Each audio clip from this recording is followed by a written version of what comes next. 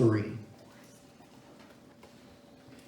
Every gray area or doubtful area in your life, remove it. Wow. I'm going to say that again. Number 3, to prepare for revival.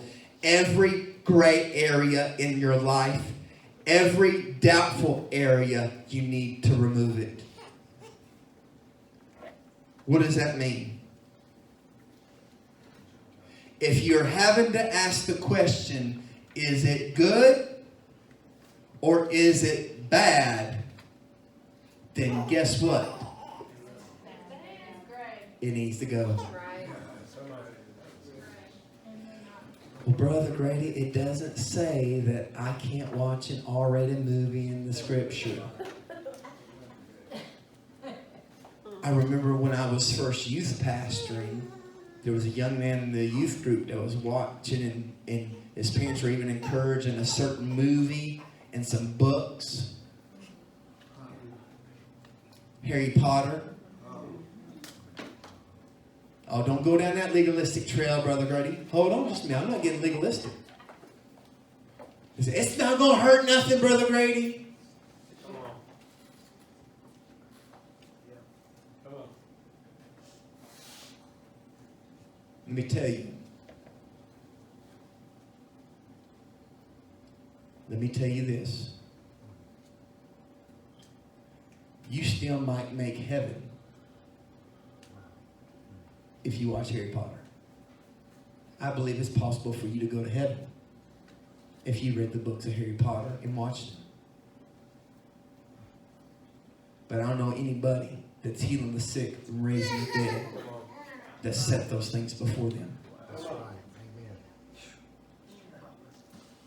Amen. I am not anti-Assemblies of God. I held credentials with them for almost 4 years. I let them lapse. I'm no longer an Assembly of God credential holder. And I won't go into all the reasons why I let that go. Matter of fact, they told me if I wanted to come back, I could. I'm in good standing. Okay?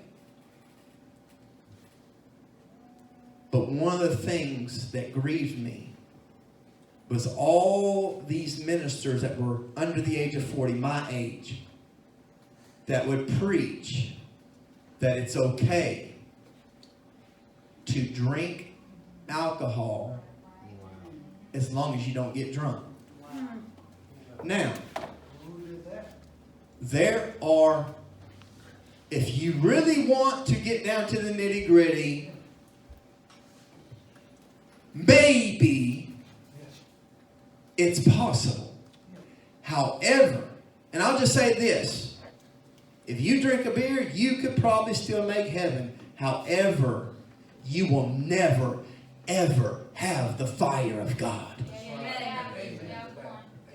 It's not an issue. See, it's got to go beyond it being sin confessed to God. It's got to go beyond us just being right with one another. It's got to be the things that do not fuel the fire have got to leave our lives.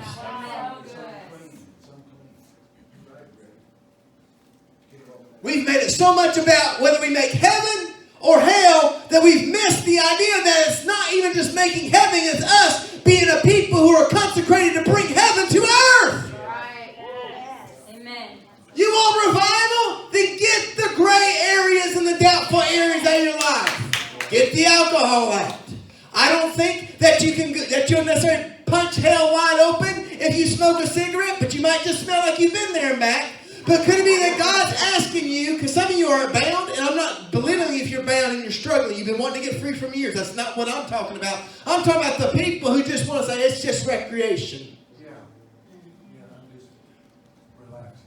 When you welcome in the casual compromises of this life, Yeah.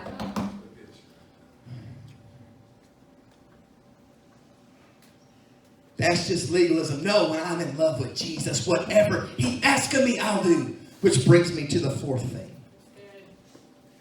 Here's the fourth thing. Obey